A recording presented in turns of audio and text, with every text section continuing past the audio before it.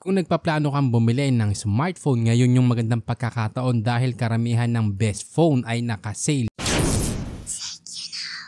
Katulad na lang nitong Poco X6 Pro 5G. Yung 8GB RAM at 256GB storage ay dati mabibili mo ng 16,999 pesos pero ngayon 15,240 pesos na lang. Yung 12GB RAM at 512GB storage dati mabibili mo ng 19,999 pesos pero ngayon 18,990 na lang. Again, naka-sale lang to kaya maaari itong bumalik sa presyo niya dati. Sunod natin si Tecno Pova 6 Pro 5G. Yung 12GB RAM at 256GB storage dating 13,999 pesos pero ngayon 11,099 pesos na lang. Ito pa ang isa, ang Infinix Hot 40 Pro. Yung 12GB RAM at 256GB storage dati 9,499 ngayon 8,599. So malaking tipid na rin yan. Yung natipid mo pwede mo nang pambili ng iba pang accessories. Yung ITEL RS4 din naka-sale. Dati nasa 7,900 siya, ngayon 7,199 pesos. 12GB RAM yan at 256GB storage.